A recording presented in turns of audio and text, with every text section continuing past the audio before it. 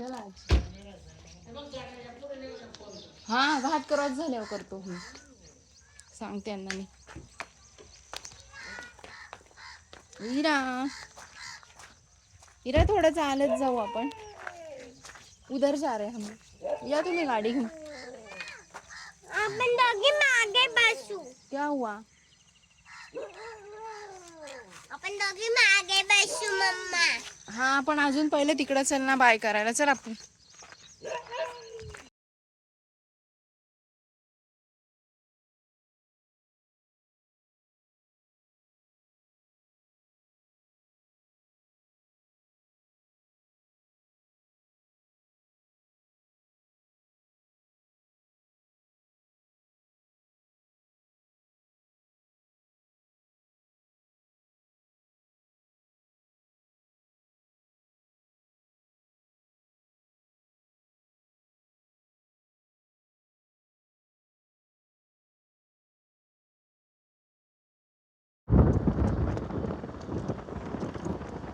लई झाडं झाली तो इकडं.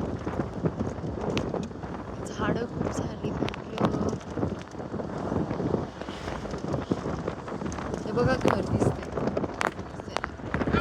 हा ते काय बंगला दिसतोय ना. दिसलं ना. बाय.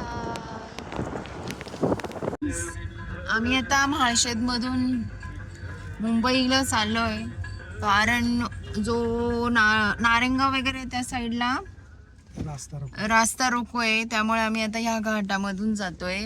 आम्हाला ह्या घाटामधून नव्हतं जायचं पण आता अशी परिस्थिती आहे त्याच्यामुळे.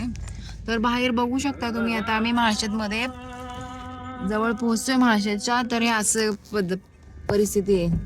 बाहेर एवढं धुकं आहे की गाडी पण एकदम स्लो मध्ये चालवायला लागते. दिसतच नाहीये काय.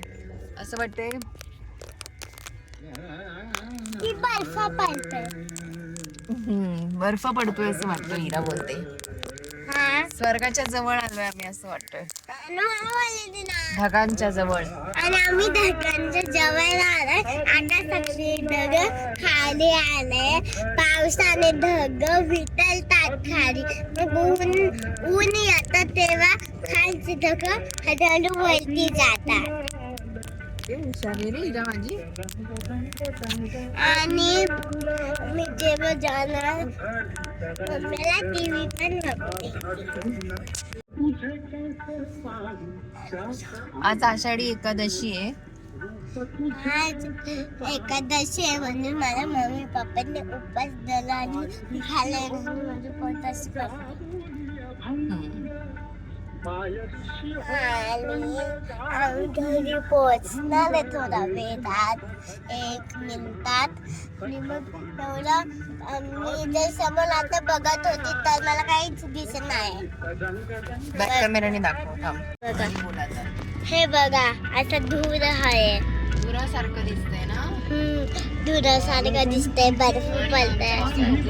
गाडी आहे आमच्या 2 लोकेशनची गाडी आहे. त्याला पण काय नसेल. आणि इराचा चॉकलेटचा वास होतोय कारण इराने चॉकलेट खाल्लंय.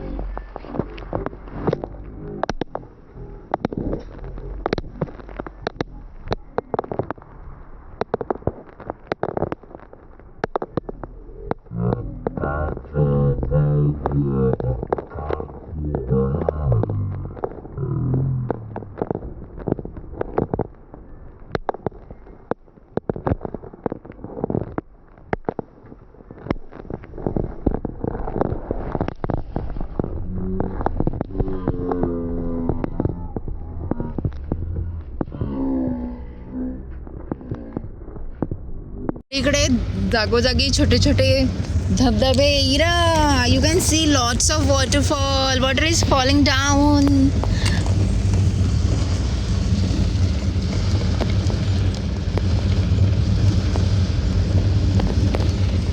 इरा, आपण काल पण भिजलो होतो की नाही इरा?